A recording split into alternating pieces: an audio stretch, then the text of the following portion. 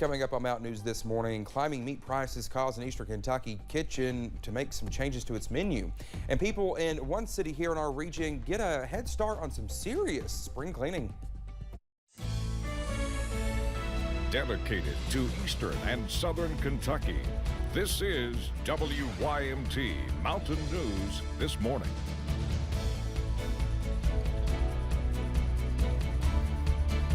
Good morning to you. It's almost 5:32. I'm Dakota Makris, and it's a Wednesday, and that tease, Brandon, that I just read reminded me I need to do some spring cleaning of my own, but I'm too lazy to do it. So I'm just, my bedroom, it's so dirty. I just don't want to. I don't want to fool with it. It's all right. It's all right. Just let it be. I do let it be. You know, we have another spring coming up in like next year. So yeah, we can do it then. Yeah, that's right. I'll get to it eventually. Exactly. just gotta keep putting it off. Yeah, that's right. That's my philosophy. Amen. No, get it done if you have to, and if you don't, leave it be for a little while longer. All right, let's get into it this morning. We're looking at the London camera along I-75, and things are pretty quiet down there this morning. No major issues going on there. Maybe a few more clouds, maybe a stray shower along parts of I-75 this morning. I don't know if it's reaching the ground or not. We're keeping a close eye on it for you this morning.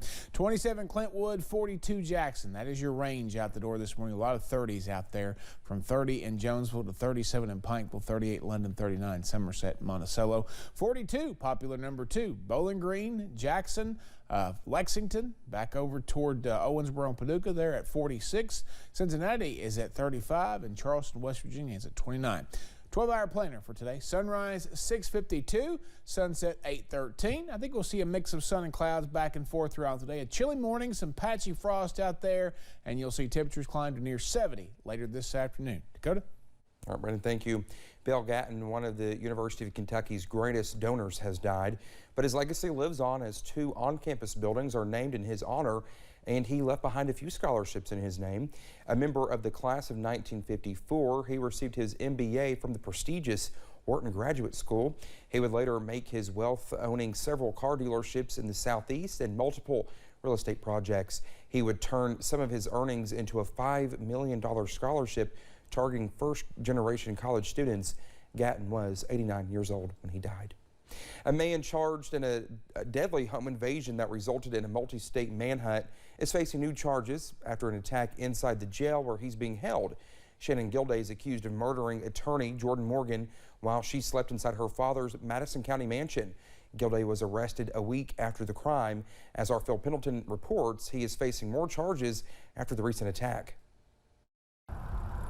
The city of Richmond was on edge in the days after Jordan Morgan was killed inside her father's mansion in late February. Sheriff Mike Coyle says many are breathing a sigh of relief that he's in jail. Yes, in my opinion, you know, this young man has some serious issues. And, you know, he doesn't need to be out on the streets. It was on the streets of Richmond where a Madison County deputy found Gilday February 28th, almost a week after Jordan Morgan was killed. He's exactly where he needs to be. He's committed a very serious crime. He's took the life of a young lady. But it's in jail where police say he assaulted a deputy jailer. During that attack on the deputy jailer, a police citation states that Gilday placed his right forearm over the deputy jailer's neck, causing him to have difficulty breathing and difficulty in calling for help. Gilday is now facing new charges of first-degree strangulation and third-degree assault on top of a murder indictment. I personally know Mr. Morgan, his daughter being murdered, him being a victim, being shot 3 times, where a person comes into their home in the wee hours of the morning. The community was having a hard time grasping it. According to the arrest citation, the assault on the deputy jailer took place in an isolation hallway and was recorded on surveillance video. In Madison County, Phil Pendleton, WKYT. Well, the Perry County Coroner's Office was called to a house fire Saturday night in the Krypton community.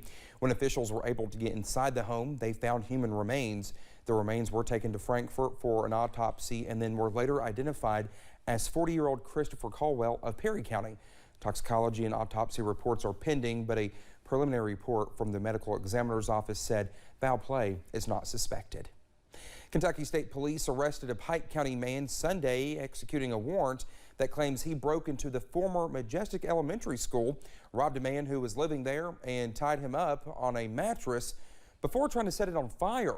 On April 8th, police say 43-year-old Timothy Lell stole multiple items, including an ATV, large radio system, and a large amount of tools. He also robbed the man who was living in the building. Lell is being charged with first-degree robbery.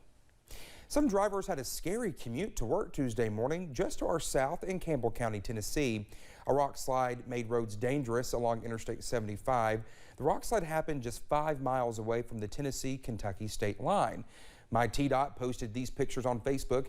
Officials wanted drivers to use extreme caution, especially with possible backups during peak travel times.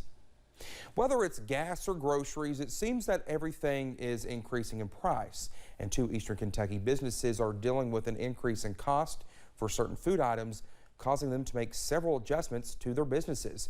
Our Alyssa Williams reports. If you go to Heritage Kitchen in Whitesburg and notice that a certain turkey or ham dish is no longer on the menu, there's a reason why.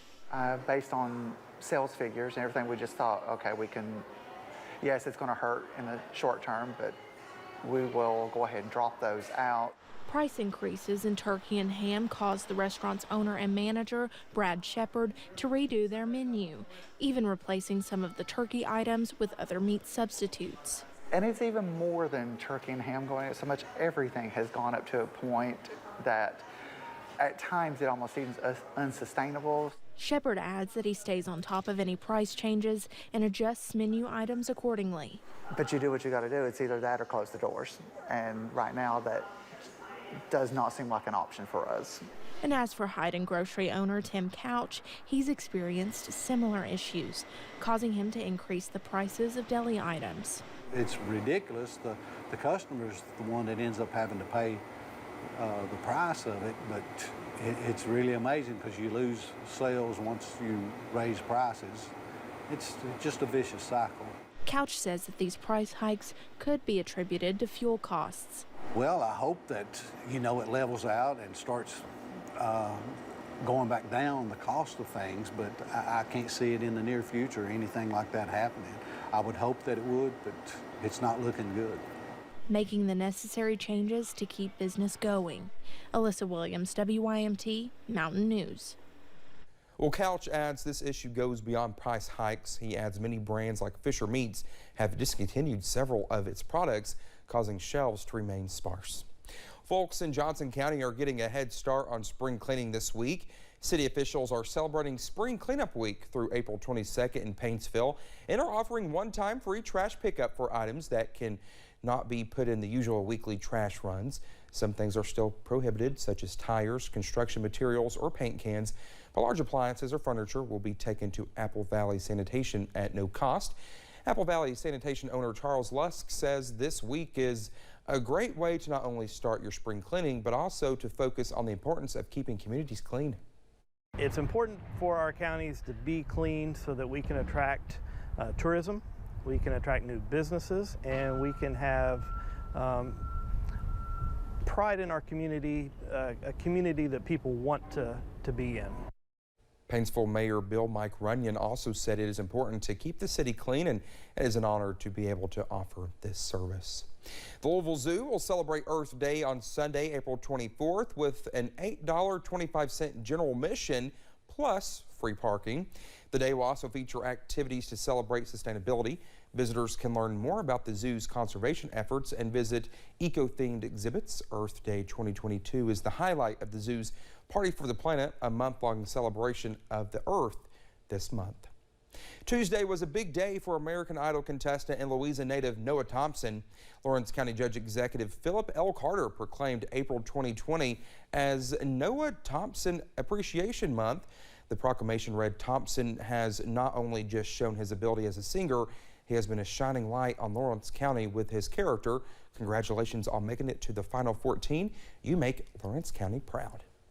Well, just had this morning, a scientist at a Virginia university names a newly discovered species after one of his favorite pop stars that's on the way.